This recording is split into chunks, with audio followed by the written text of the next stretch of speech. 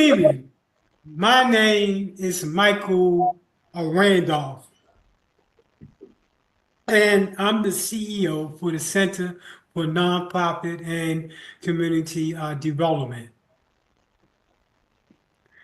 Today's workshop, and this is one of our most popular workshops that we give, is titled How to Start, Operate, Finance, and Grow a Nonprofit. This is one of the most comprehensive workshops, seminars on nonprofit development and grant development. So, what do we know about the state of nonprofits? According to Forbes, 50% of nonprofits fail within the first 12 months of operation. Add to this, 76% of nonprofits operate on a budget of less than $500,000, and nearly 1/3 operate with just $30,000 yearly. Primarily made up of 43% of operation with only one full-time employee. This workshop was designed to change those numbers and put you in a winning position.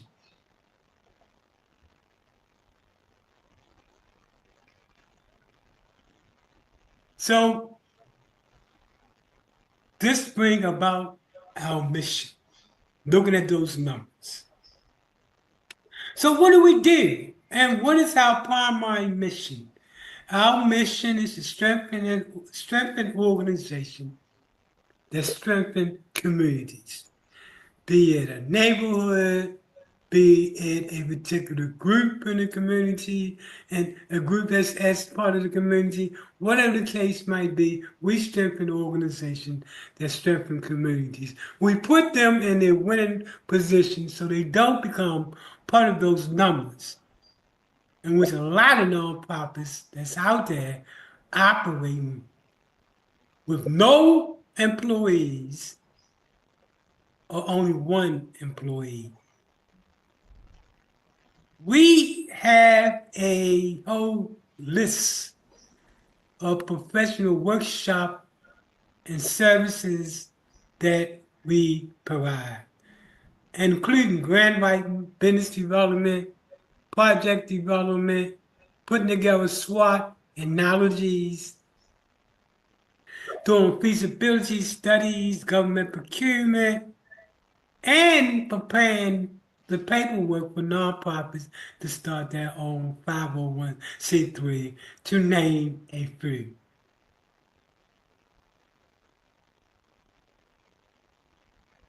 So a little bit of information about me.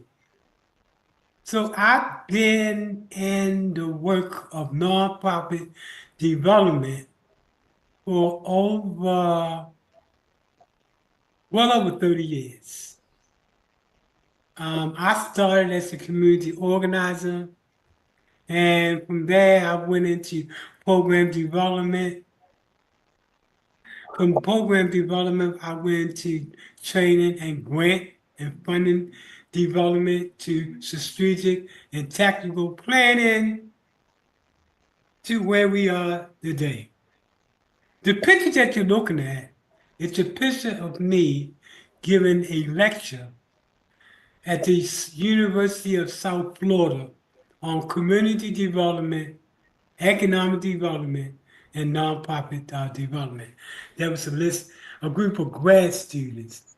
I did it twice. They brought me back twice.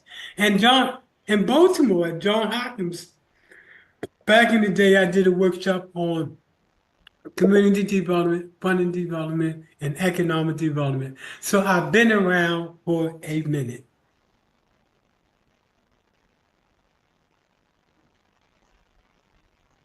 I started the nonprofit and this nonprofit in 2011 to make sure that those numbers that we spoke about earlier, remember that 50% of nonprofits that failed in the first year, or those other nonprofits that continue but are struggling just to make it? That's why we started in 2011 to address that issue. And that is that to provide technical support in the area of effective skill sets to start up nonprofits and existing nonprofits. To do what? To enhance, increase, and strengthen their capacity to service their client. We use what's known as national best practice and evidence-based approaches to getting that nonprofit to where it needs to be. To date, we've provided technical assistance in terms of direct services, in terms of consulting, or in terms of our many free workshops to over 3,500 nonprofits, government agencies, faith-based groups, businesses, and individuals in over 20 states. In addition to that, we've worked with nonprofits in those 20 states.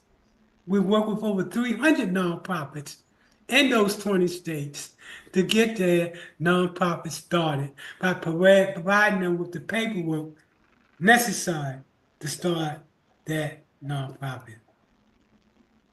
So we're going to be talking about everything nonprofit. And we're going to break it up into two sections. The first section is going to talk about the nonprofit itself. How do you start a nonprofit? What are the key things that you need to get that nonprofit started? Now, some of the things that we're going to be talking about is when we deal with the learning objectives related to the nonprofit is, what is a nonprofit? What are bylaws? What's a purpose statement? What's an articles of incorporation? What's a conflict of interest policy? A solicitation requirement? The application itself to get your 501c3 status. And also, we're going to talk about the 3 stages of starting a nonprofit. Sit back. I guarantee you that tonight you're going to get so much information. But knowledge is power and wealth is information. We've had students to take this class that were professional grant writers and nonprofit operators, and they left this class with a much better understanding. We use a new school, next generation approach. Let's start off by talking about what is a nonprofit. Well, a nonprofit is a tax-exempt organization that serves a public interest, the purpose of which can be charitable, educational, etc. When starting your nonprofit, first you want to start with your concepts, your conceptualization. The first thing you want to do is to begin to talk about what is your purpose? That is, why do your organization exist and what do it do? A lot of people confuse this with the mission statement. I'm sorry, the vision statement. The vision statement, which is the next conceptualization element, and the vision is, what is your organization? What does your organization believe or ideal conditions for your community? That is, what do things look like if the issues that are important to you were completely and perfectly addressed? Vision statements are futuristic. It talks about, hey, if we get in the game, this is what the world is going to look like. Your mission statement, and people have a tendency to confuse your mission statement with your vision statement with your purpose statement. Your mission statement, that is, it's an organization. This is where the organization describes what the group is doing, what it's going to do, and why is it going to do that. Now, let's jump into the three stages of a nonprofit. Now that we have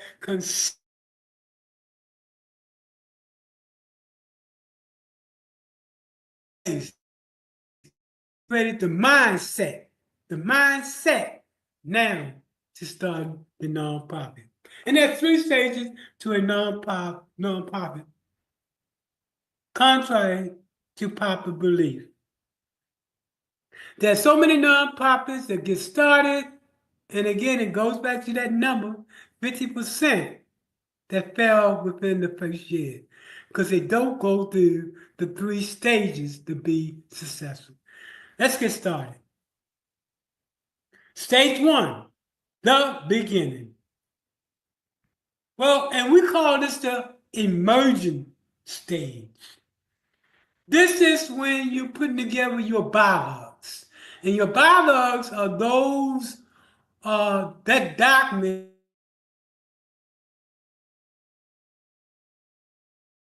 the responsibility of each one.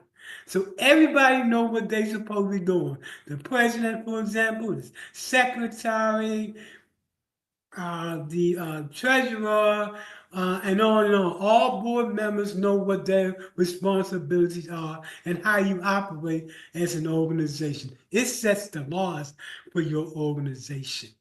Which bring about the next document, which is your articles of incorporation. These documents you file with your state. These articles you file with your state.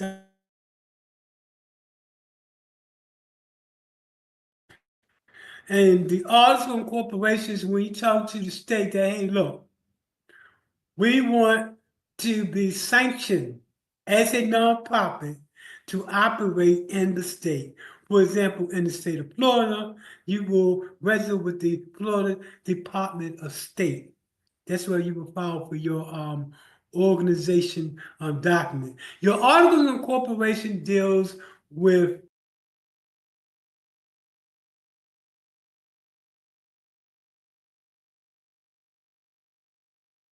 Let me back up for a second. I did not mean to say, what was that word I used?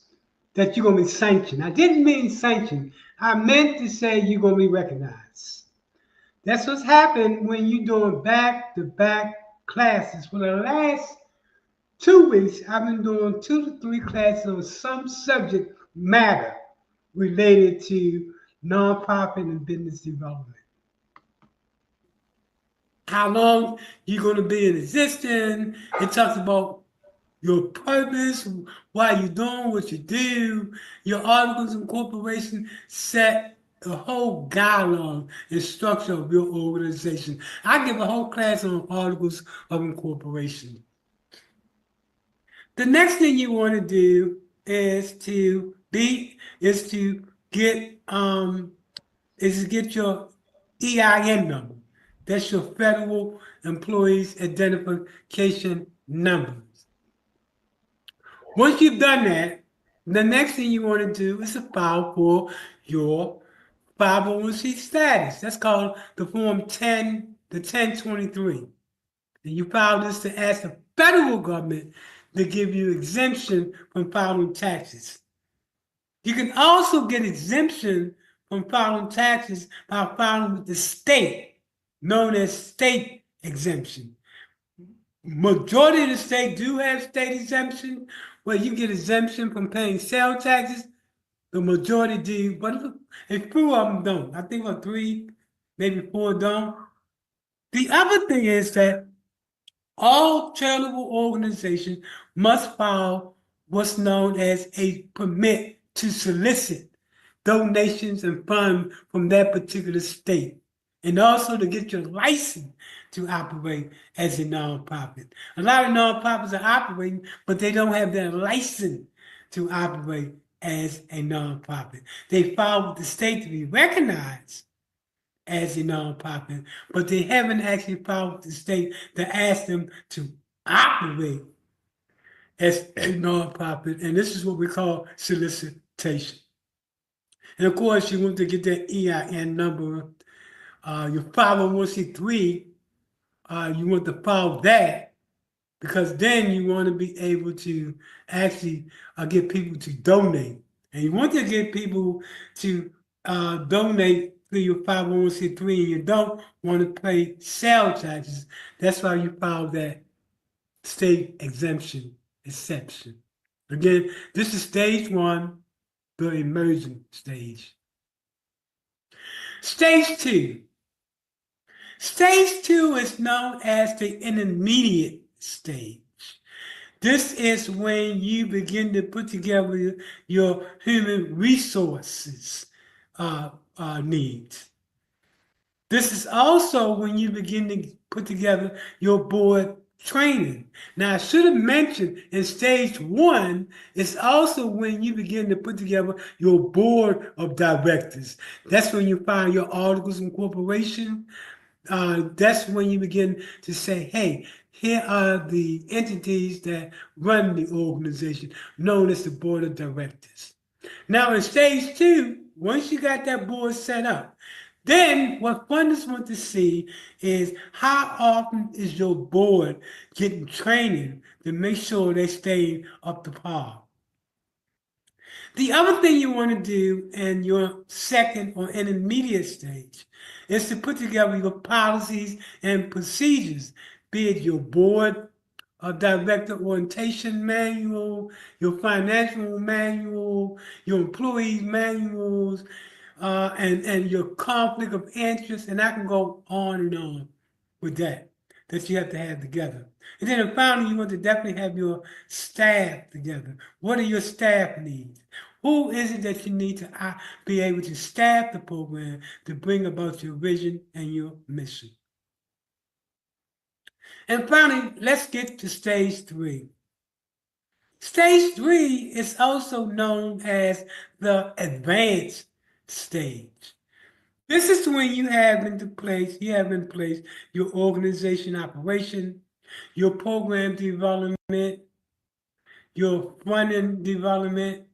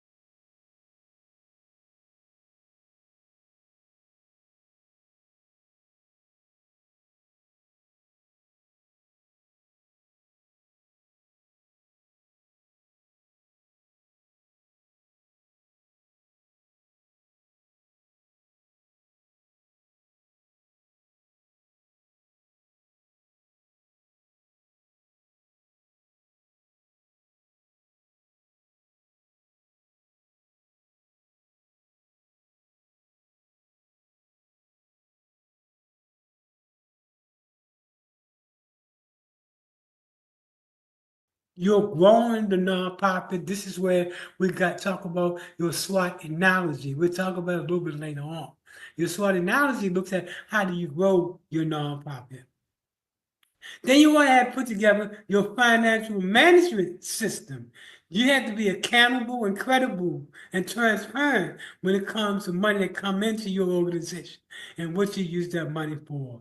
And then next is your marketing plan. How do you market what you do and who you are? Public relationship is another important component.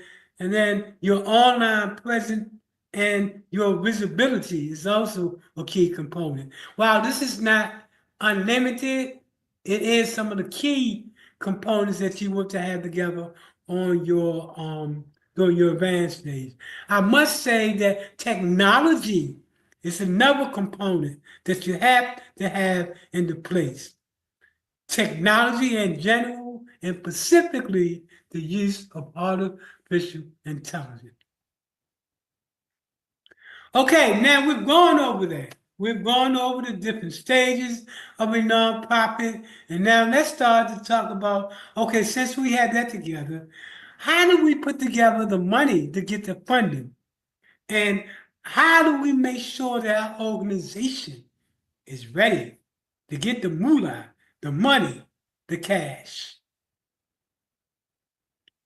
So we're going to be breaking this presentation is the second part of the presentation. This presentation, what are your learning objectives from this part of the presentation? Remember your learning objective from the first part of the presentation when we dealt with the organization. Now, the second part of the presentation is going to deal with how do you get funding? Where is the money at? How do you take your organization to the next level to be able to grow? So this talks about financing. This talks about operating.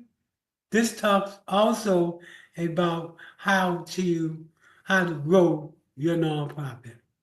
Your learning objectives should be describe the different types of grants, the different types of grantors, the research to find the grants, the fundamentals of writing a grant, the proposal writing process. What is the process?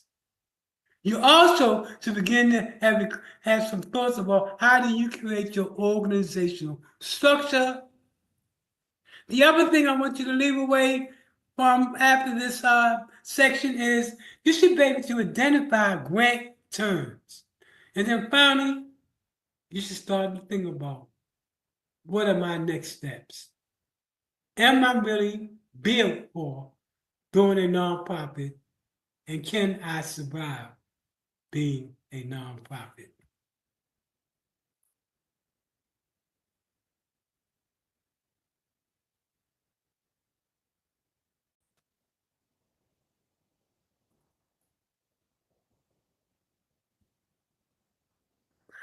Okay, what do funders consider when they are thinking about funding an organization? Reality. There are literally thousands of people that are putting together a proposal for a grant. And there's limited funding opportunities. Unlike a lot of your funding or grant writing classes, they don't talk about what do the funders look for. Every one of these things that I'm going to talk about is going to be covered in the upcoming lessons. So let's start with what's the first thing that a funder look for? Well, it look for what is your sustainable financial model. Then is how is your organization different than another nonprofit? That is based on the nonprofits doing the same thing that you're doing. How do you differ from them? Then you have to provide, and they want to know what is the hard and the soft data that supports your need of the problem. And when we say hard and soft data, we'll talk about that a little bit later on. The other thing they want to know is, what are your measurement tools that you're going to use to show what success looks like, and how do you and how do you get there to success? The what and the how and the why. Then they want to know, well, what's the reason for starting your nonprofit? Why are you starting a nonprofit? The other thing they want to know is, what is your value? What value do you bring to the table? What is your value statement as a nonprofit? For example, our value statement is that no nonprofit that seeks help will be denied the help they need to be the best that they can be. The other thing you want to do, and this is key, you want to talk about who are you networking with, who are you partnershiping with, and who are you collaborating with, etc. Another key component is your accounting practice. You better make sure you know how to be transparent and accountable when it comes to those dollars. So you have to follow the standard accounting practice. All proposal should be plausible, feasible, sustainable, sellable, and it must be a fundable proposal. And that's what this class is all about, being able to address all of these key considerations when it comes to a funder. Now, what are the different types of grants that's out there? Well, you have what's known as unrestricted grants. These grants are far and few, but these grants may be used for general purposes related to the organization and not necessarily the programs that the organization operates. The other types of grant is called restricted grants. And restricted grants are restricted to what the agreement is that you're supposed to use for that particular program that you want to do, as opposed to unrestricted grants, which provides general support for organization. Let's talk about some types of restricted grants. Well, you have what's known as program and development grants. Then you have what's known as seed money. That is, seed money is money you use to get started. Then you have what's known as capital grants. Capital grants is like for buying physical land, construction, renovation, land acquisition, etc. Then you have some funders that are known as endowments. These endowments tend to be colleges and universities and things of that nature. Then you have what's known as challenging or matching grants. This is like, for example, you're going for $100,000 in a grant, and the organization said, we will give you 80,000, but you have to show us how you're going to get the other 20,000. It's called challenge and matching grant. And trust me, as you're going to learn later on, there are literally over 5,000, up to 10,000 different types of funders that's out there that's giving money. We're going to talk about where's the money a little bit later on. And then finally, and a lot of people underrate this particular type of grant like entity, it's called in-kind support. This is what we're talking like pro bono, something that's done for free. And if you're just getting started as a nonprofit, and you have or if you have an existing nonprofit, you should always try to get volunteers. And when you get volunteers, it goes to show that other people buy into your program. And the reason why that's important because when you go for a grant, part of your budget can show how many volunteers you have. And then you can equate that with a dollar amount of what you would pay that individual if you was paying that individual. That goes good in your favor to show what resources you bring to the table.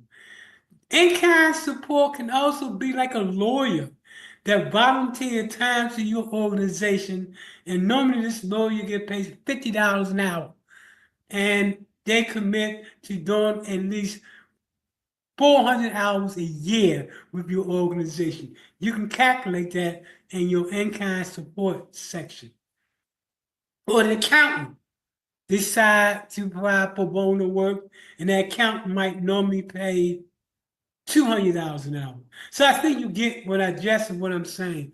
They attach a monetary value to that particular individual that's doing pro bono work for your organization. Okay, well, we know the types of grants that's out there. Now, let's talk about the different types of grantors.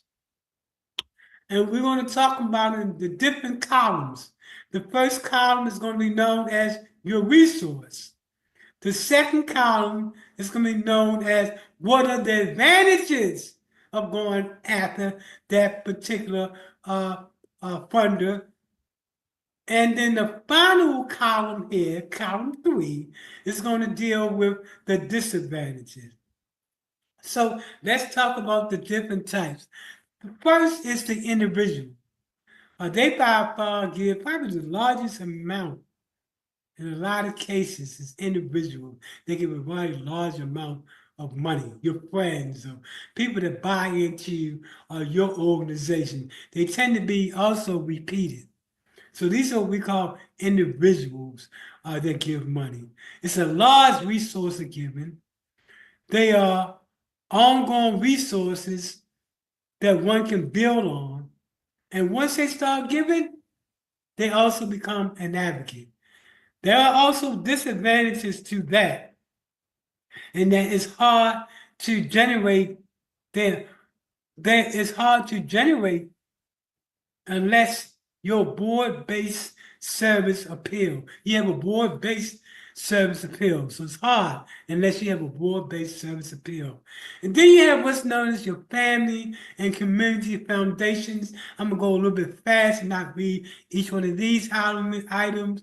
Your family and community foundation, again, is a source of large amounts of money.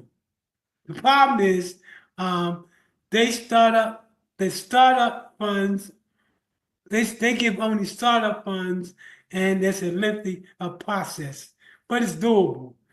Now, your family foundation is like your biological connection, and then you have what's known as your community foundation. Community foundation is like organization that operate in a particular community, like the Hillsborough County, Miami, Baltimore City. They operate out of a particular community. The next type of funding. So let's let me step back 1 second when I talked about the foundation, and they're very important, a good resource of trying to obtain money. But I talked about the corporation known as a family corporation. A family corporation meaning they're biologically connected to each other, like the Clinton Foundation, the Obama Foundation. These foundations consist of people that give money, and that's why they call themselves a foundation. One of the problems that I've seen with new nonprofits that's getting started, they have foundations in their name. And what happened is that when they go for grant, the grantor thinks that they are an organization that give out money. So they're not going to give them an organization to give out money. but only to an organization that's putting in the work in order to achieve the vision and the mission of that organization. So I did want to bring it up because I do say it a lot. People put foundations in their name. When foundations traditionally are those organizations that give money. It's known as corporate funding. Again, a source of large sums of money. Um, Corporate foundations like Walgreens, Walmart, um, um, Taco Bell, etc. What's interesting about corporate foundation is that they must give up to 12% of their net proceeds, 5% of their net proceeds to nonprofit types of organization like a 501c3. Then you have what's known as your federated funds, like the United Way. And finally, you have what's known as government funds. These are by far the hardest to get. You definitely want to go with your family and community foundation. They tend to be the easiest. And then your corporate foundation is the next easiest. And then you have your government funds. These are by far the hardest, and it's a tedious process that you have to go for. But they also give out large sums of money. So let's talk about what's the grant resource. I'm sorry, let me step back a second. What is a grant research tools that you can use? As you can see here, we list a number of different tools that you can use. But I do want to highlight a couple of them. One is the Foundation Center, which I think by far is probably one of the best that's out there. With the Foundation Center, they have identified who the funders are, who's giving money, be it government or be it foundation or corporation. Again, that's over 5,000, maybe 10,000, and I'm just saying conservative of people that's giving money. A lot of time when organizations go for money, they don't know the vast resources that are grants that are available. So they're limited to very few organizations that publish that they give funding. The Foundation Center exposes you to thousands, if not tens of thousands of possible funders that's funding it. And they do it in a comprehensive way as well. Then Grant Select also does it. I don't like that as much, but I do like Grant Station and Grant Gov as a mechanism to go on after the research. Grant Gloves is the federal government, and they identify federal and state funding that's out there. So do the Foundation Center. Grant.gov is where you want to go to get a federal grant. Now, needless to say, that is a four-step process in gaining a competitive funding edge. Well, the first thing you want to do is you want to have an understanding of the forms and the guidelines. You actually want to read what they're looking for and what are the guidelines. Then you want to talk to someone that received that grant in the past. It's called a grantee. Or you want to talk to a program reviewer. A program reviewer is this person that sat in and was one of the people that was part of the team that awarded a grant. And then you want to talk to and find out who is the program officer. When you're going for that grant, you always want to contact that program officer to let that person know, hey, look, we've seen the information about y'all wanting to fund organization for a particular purpose. Uh, we want to run some ideas through you as to what direction we're going in, and you can give us some insight as to whether or not we're going in the right direction. Folks, I'm an experienced grant writer. In fact, I'm considered to be a master grant writer, and I still contact the organization program officer. Now, you can find out who received grants in the past, who received grants in the past, who reviewed grants in the past, and the program coordinator by going to the Foundation Center and looking for who fund in a particular year, like Bank of America. You go to Bank of America and say, well, this is the year 2024. So you can look at those numbers related to the 2023.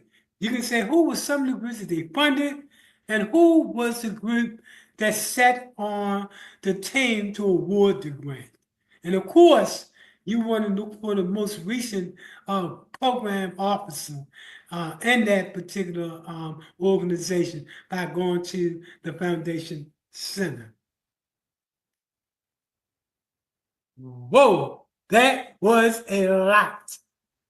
Folks, I was not joking with you when I talked about a comprehensive, holistic approach to going after the money, creating the nonprofit, sustaining the nonprofit, and funding the nonprofit.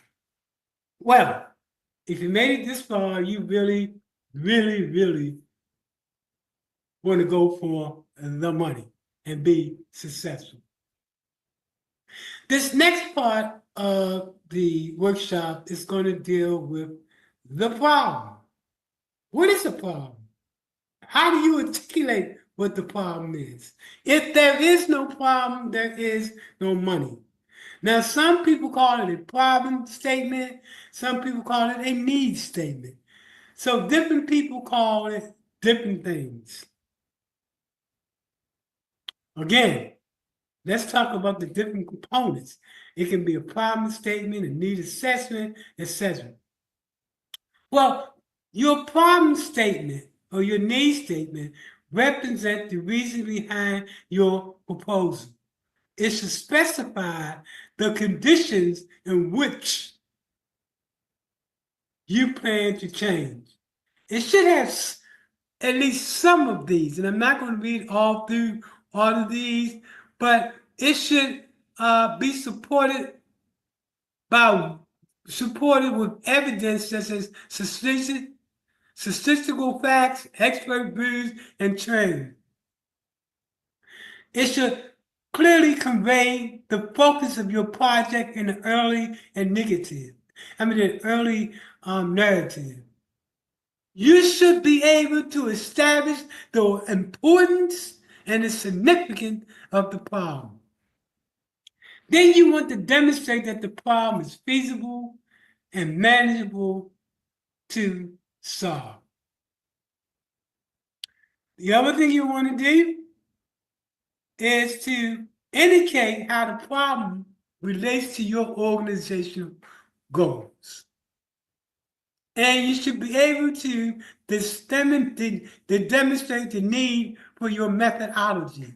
We're going to talk a little bit about that later on. And your methodology in terms of activities, in terms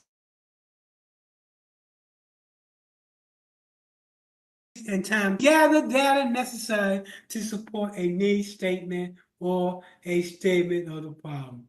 We call it quantitative and qualitative research. So what is quantitative research? Quantitative research is that data which is subjective. That data that you get from your research. For example, it deals with the why as well as it deals with the what. In the quantitative research, let's say, for example, you want to deal with youth. Well, in getting your quantitative research, you want to first of all do the research to see how many young people are, for example, juvenile delinquency. You need to do that research. You need to do it on a national, the state, and the local level, so you got a sense of the numbers related to what the problem is. Then, at the same time, you want to do research and say, well, why do the problem exist? And who say the problem exists? And what are the potential solutions to that particular problem? Then you will go in there, maybe Google, and put in what is the problem that leads juveniles to being delinquent. And what's going to come up is all kind of research papers, like from colleges, universities, from the government, from peer groups, etc., that you want to be able to highlight related to solutions to the problem.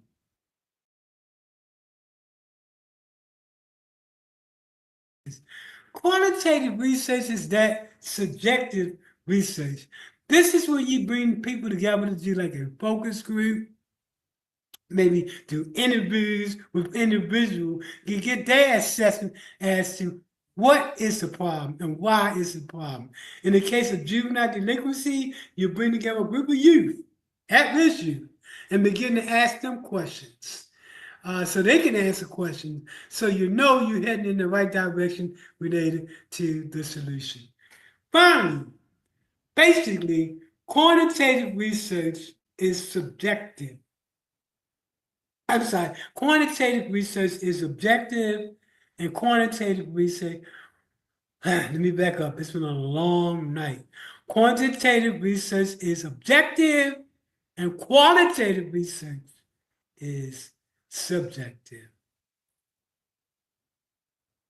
Now that we understand what the problem is, we've been able to show who's causing the problem, why they're causing the problem, the research that support the reason why the problem exists. And now you want to start to put together your program that leads to the solution to that problem. This is what we call the program design and the program approach. Remember we talked earlier about conceptualizations when we talked earlier in the presentation? Now, the next stage of the next level of your understanding of conceptualization. Remember when we talked about the vision, the mission, the purpose? Your next stage is to go get even deeper. Now you have to start to ask yourself, from a conceptualization perspective, what is the goal? Now, you have to define your goal. A goal is a broad statement of what you wish to accomplish. A goal is really about the final impact or outcome that you wish to bring about. Your next step in this process is your strategy. You got your goal together. Now, what is your strategy? A strategy is a plan of action, a method, a process, or a specific step taken to accomplish your goals. Now that you got that, your next step is your objective. Your objectives is specify the outcome of your final product or the end result. They should be tangible. When we talk about objectives, they should be specific, immediate, measurable, practical, logical, and you should be able to evaluate it. The fact of the matter is that there's different types of objectives. You have your behavioral objectives, your performance objectives, your process objectives, and your product objective. Okay, now that we got that behind us, And we got our mission, our vision, our purpose, our goal, our objective, our strategy. Now we have to start to put the proposal together. This is what we call the method section. We're taking it from the conceptualization stage, and now we're putting it into the implementation stage.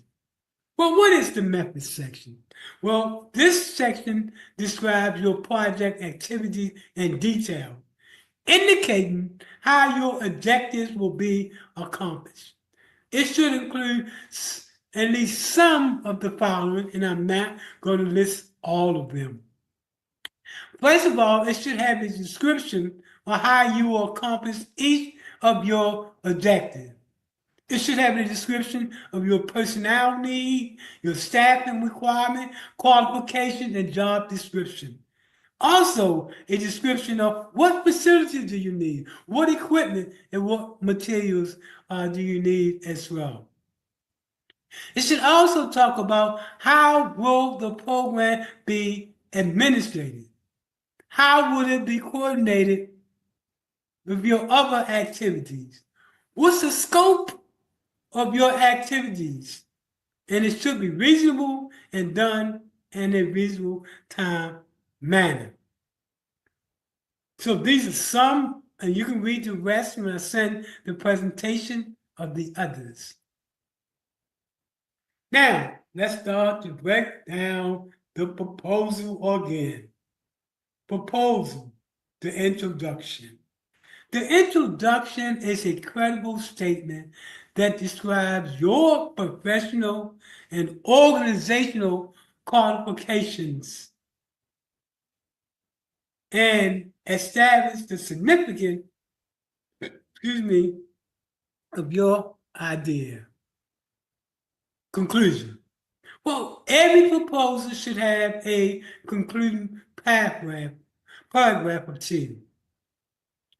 This is a good place to call attention to the future after the grant is completed. This section should also be a place to make a final appeal for your project. It should briefly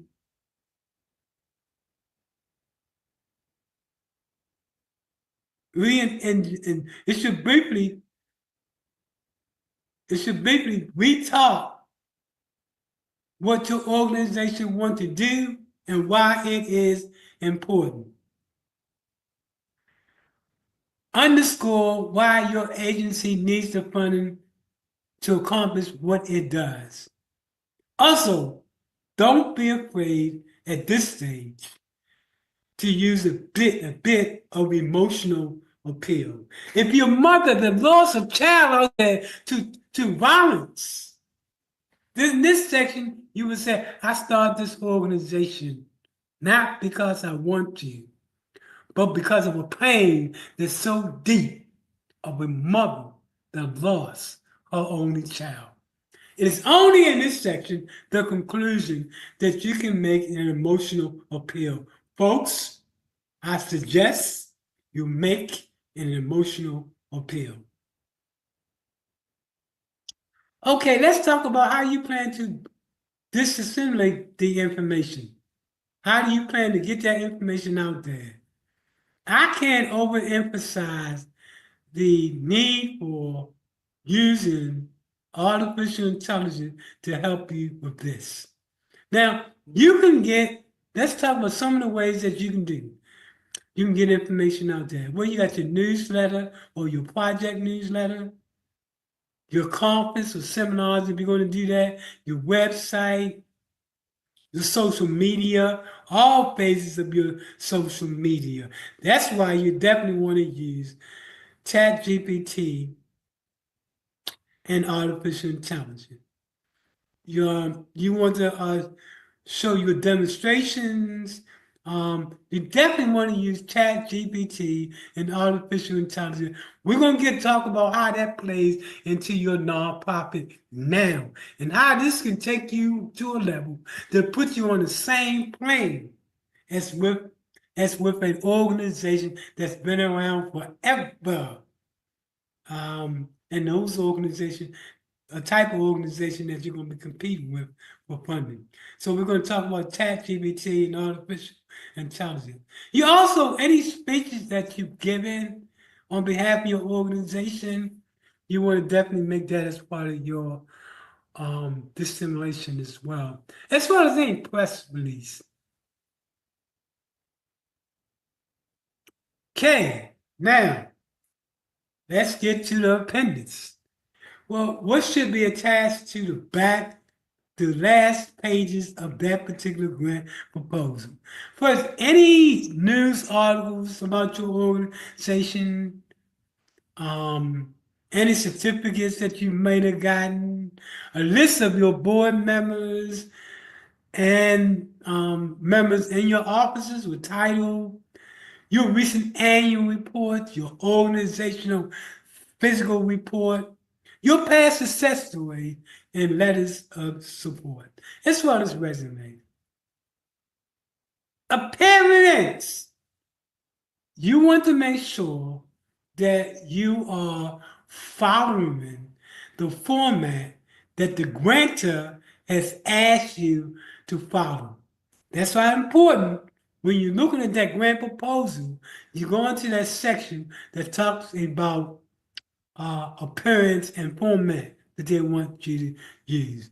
For example, if they ask you to use bold type, do you want to use bold type? If they ask you to use heading, you want to use heading.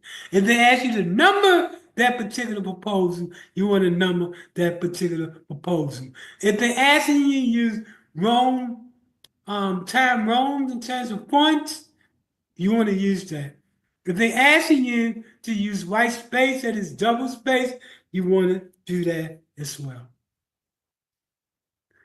Okay, man, this is a lot of information. So when I tell you that it's comprehensive and holistic and very, very much about trying to put you in that position that you can go after and get that money. That's right. It's more to just starting a nonprofit. The next section deals with evaluation. Evaluation talks about how do you prove your success? What does it look like? So let's jump into evaluation. So there are different types when we look on the program evaluation. Well, actually, the success, what success look like. That success include a program evaluation. This is a program that examine your achievements of the program. We're going to talk about what that looks like in graphic forms in a little while. The other thing you want to talk about, what is your performance measurements that you're going to use? We're going to talk about that in a little while. And then you want to talk about the program itself. See, a program may be any activity, project, function, or policy that has an identifiable purpose or set of purpose. So now let's talk about the first type of evaluation. This is what we call a goal-based evaluation. A goal-based evaluation is normally for those organizations that's been around for like years and years and years. A goal-based evaluation makes sure that you're following the path that you set forth on the beginning. That evaluation is going to look at your goals and your objective. Is it consistent with what it's supposed to be from day one? It's going to talk about the process and activities. It's the process and activities we're doing the same as was from day one. And it's going to talk about finally your outcomes. Are the outcomes the same outcome that you initially started off with? In other words, goal-based evaluation evaluates the extent to which the program of meeting predetermined goals and objectives. The next type of evaluation that we want to look at is what's known as a logic model. A logic model is based on what's known as an outcome-based let me get my words out. Evaluation. Oops, didn't mean to do that, folks. Let me go back here. So a logic model is used by most nonprofits. It's an outcome-based evaluation that facilitates your asking if the organization is really doing the right program activities to bring about the outcome you believe is the best outcome to come into place. So what are the different components? Well, the first component is your goal. You want to, first of all, put down your goal right on top. For example, in this case, the goal is to reduce the risk of teenage pregnancy among at-risk youth between the ages of 10 to 14. There are different components or different elements to a logic model.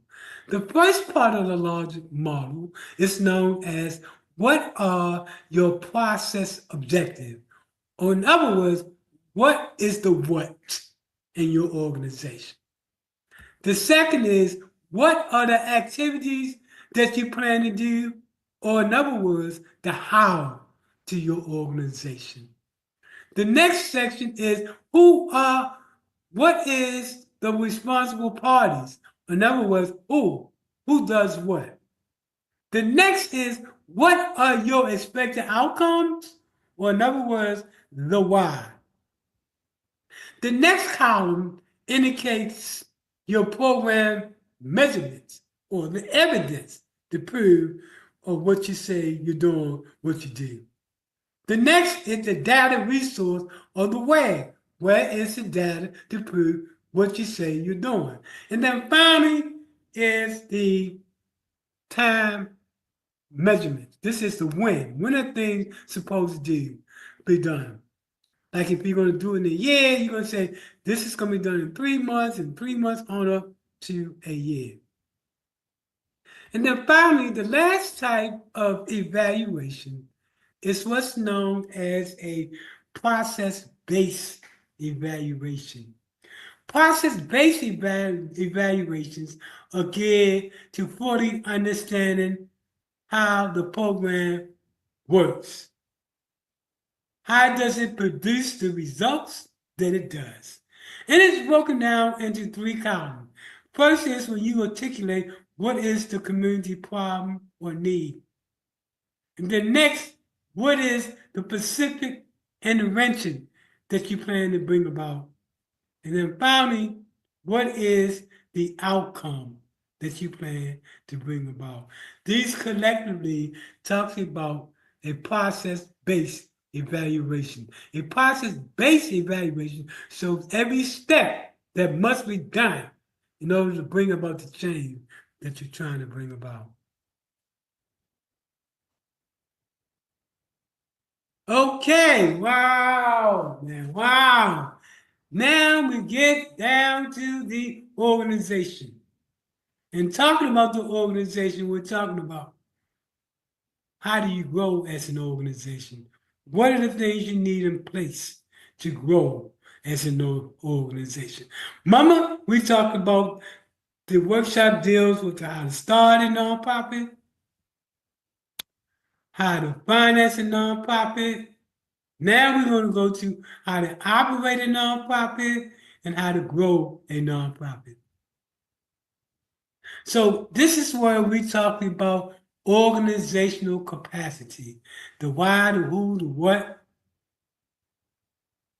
and the how much. Some of the things we want to know. Why does your organization exist? Who are you? What are the programs and activities that you propose to do to solve the problem? how will you implement your programs? And then how much will it cost? In terms of organization,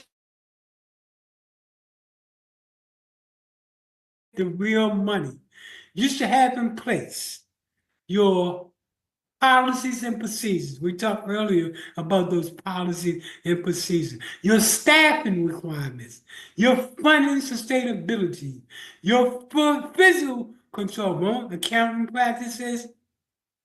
You should also have in place assets to support resources for sustainability. And then your SWOT analogy or your SWOT test. This is how you grow your nonprofit. This is a section that talks about how strong in your organization and what is your plan to win. The other thing that you want to have in place as you move forward with your nonprofit, and we're talking about, again, infrastructure, it's a 5-year strategic plan. That 5-year strategic plan, some of the components of it should be your goals, your strategies, your objectives, your tactics, your operations, and your methods. Before you even think about filing for a major grant, this should be in place. Now, your strategic plan looks internally at the organization. That is the organization itself. It looks in and say, how can we improve? How can we get better? What do we do? Your business plan, in which we want to talk about shortly, talk about your financing of the plan. Because a lot of people confuse strategic and program, your strategic and your business plan as the same thing. Now, how do we grow organizational capacity? Well, we do it by putting together what's known as a SWOT and analyst.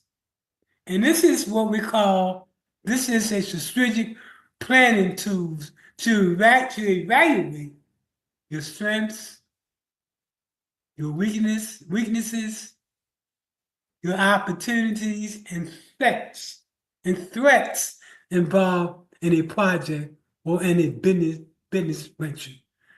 Well, what are your strengths? We're talking about how well do you do things, among other things. What are your weaknesses? What could you do to improve your organization? What are your opportunities? What opportunities are available to you? And then finally, your threats. Whoa, threats. Sorry about that. What trends can hurt you? For example, is the government funding less? Or other funding less? Or other organizations doing better than you that's doing the same thing and able to do it better? So that's, and who are your competitors? Are you up to par with your competitors? That has to do with threats. Key components of a strong organization. You should know, what are your values? That is, what do you believe? You should also know, what is your mission? Why do you exist? This is part of what's known as your long-term objectives, as you can see in the orange box. Next, you should have a conversation about your vision. And your vision is, where do the organization plan to go? What does the future look like? And this particular, let me back up. Did I say your mission, your value and your mission has to do with what you believe and why you exist? Trust me, this is the third class that I've given today. So things are about to get crazy. Sorry. So anyway, let me backtrack. Your values and your mission deals with what you believe and why you exist. And that deals with your long-term focus. Your vision talks about where you plan to go. And this is your intermediate term focus. And that's your vision. And then finally, for the next two components is your strategy and your tactics. Your strategy is how will you get there? And tactics is what will you do to get there? And this has to do with your short-term objective. So you see long-term, medium, and short-term. We talked about stage 3 of your nonprofit. Here are all the things that you need to have in place. We talked about the strategic plan. The other thing that you want to have in plan during stage 3, and again, we provide assistance with all of these documents that we talked about. We provide assistance in putting together that strategic plan, your business plan. Your business plan talk about your 3 to 5 year financial outlook as opposed to your strategic plan, which talks about the internal operation of your organization. Then next is your operational plan. How do you plan to operate? What time do you open it up? And all those things like that. Operation. Then your financial management. Then the other stage, and part of stage 3, is your funding. How are you going to do fundraising? What strategy are you going to use? And we're going to talk about how artificial intelligence can help you with that. Then you want to talk about your safety and risk management. This is a very key document that you should have together. We work with you on putting that together. Then you want to have your marketing plan as well as your branding plan. And then finally, talk about your partnerships and your collaboratives. Funding. Most people love this section right here. Let's talk about funding. Let's talk about where you will get the money at in order to operate your nonprofit. The funding proposal deals with not only as funding that you have now, but also future funding. It's what will be necessary to keep your nonprofit operational. It also identifies potential resources and how you plan to secure those resources. Here's a model that I use, and let's look at it. It's called a social entrepreneurship model. Most of your successful nonprofits have a model like this.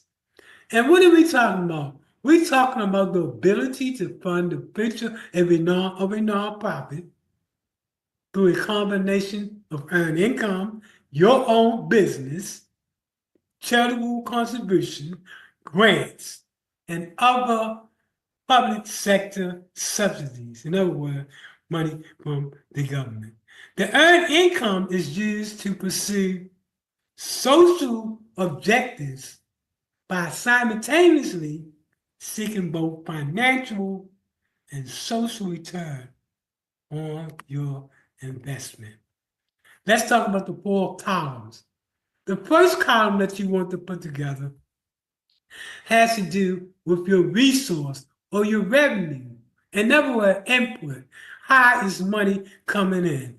It can come in through grants, through fee for services, through development fees if you're doing affordable housing and you're selling housing, consulting fees because you're good at what you do, and now you're going to other organizations and you're charging them based on where they can get to where you are at.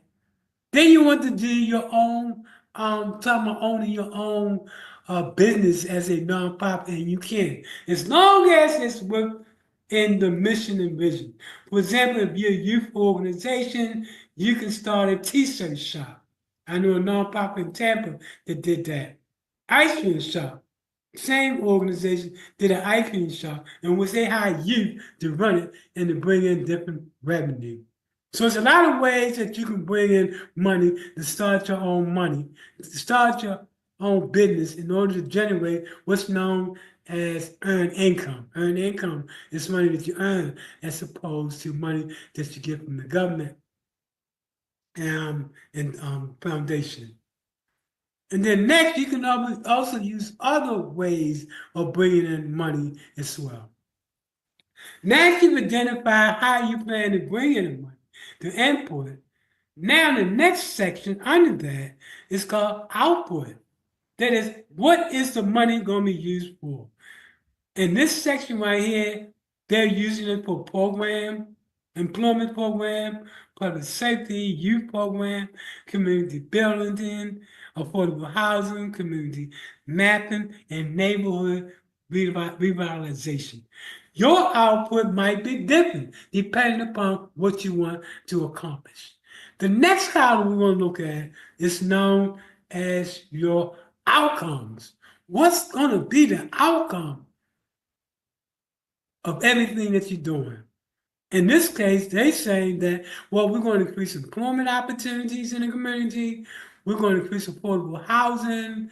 We're going to reduce crime because now people are working. We're going to improve the quality of life with affordable housing, a crime-free community, and a healthy community. After you identify what those outcomes are, the next column has to do with, well, what are the benefits? And the benefits could be anywhere from increase in tax base now that you reduce crime, and reduction in required city services, if we're doing like public safety, youth program and programs, a reduction in public safety, if we're doing these programs that lead to jobs and helping young people, and also a reduction in terms of the risk to lenders. Like a lender, for example, a bank or a credit union, when they give money, they want to make sure they get it back. And if they give money to a community that's really a community that's doing a lot of development, a lot of focus on reducing crime, improving the quality of life, then their investment is more likely to be a good investment. And then besides your lenders and they feel that you reduce the risk of their money, the next thing is that you want to, when it related to investors, you want investors to know that because of you putting money into your organization, that you're going to reduce return on their investment for investors. Those people that putting grant money in your program, donation, and things of that nature. You're showing that it's going to be a high return on dollars you put in. You get $5 back in social return as well as financial return. And then finally, under this model, it's a better quality of life for residents who occupy the community.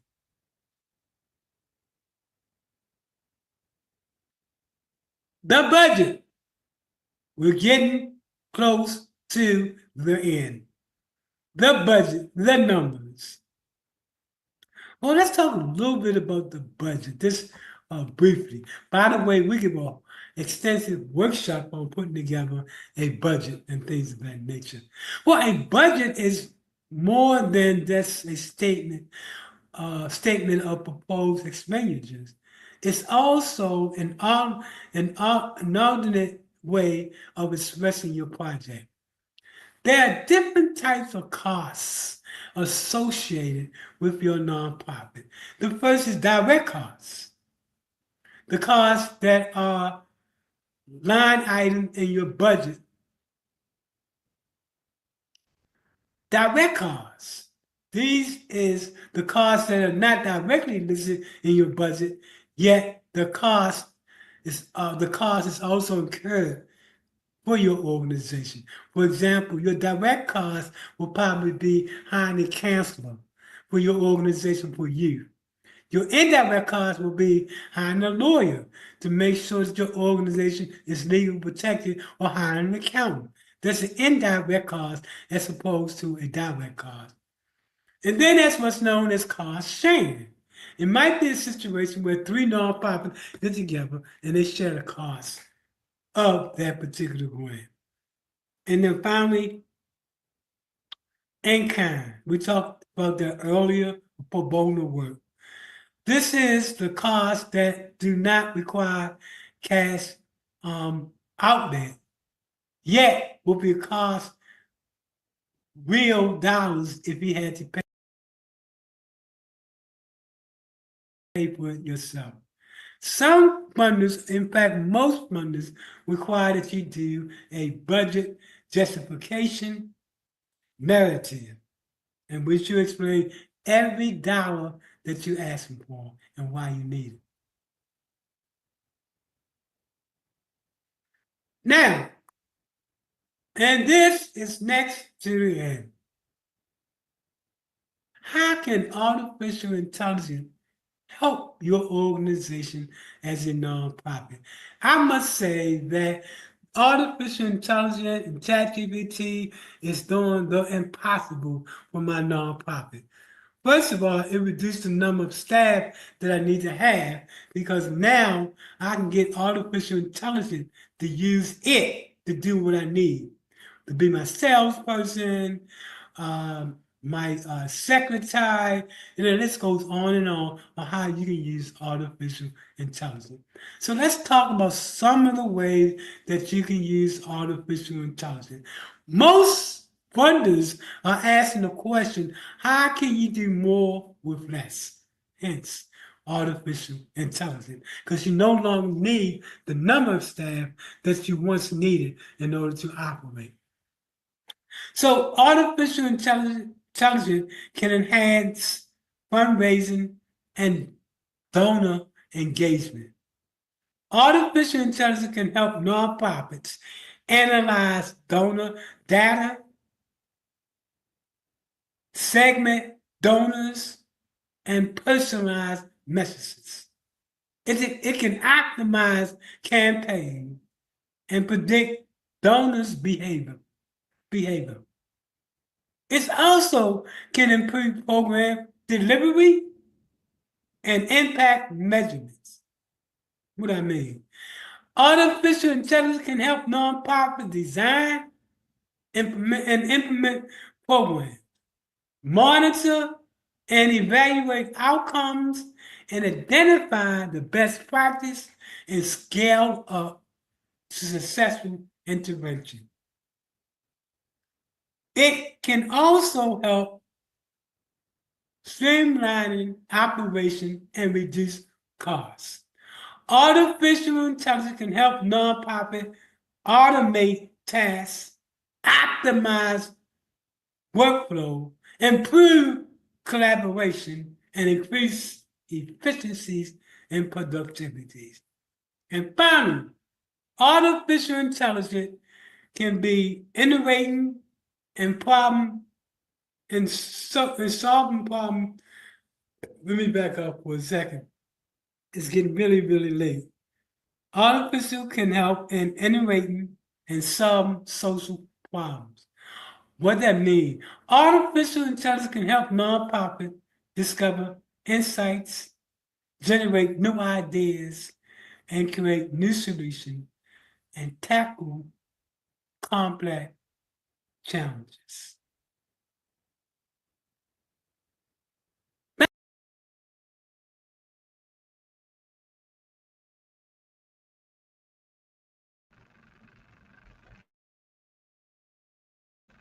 So we're coming to the end of the presentation. I want to thank everybody for coming to class tonight.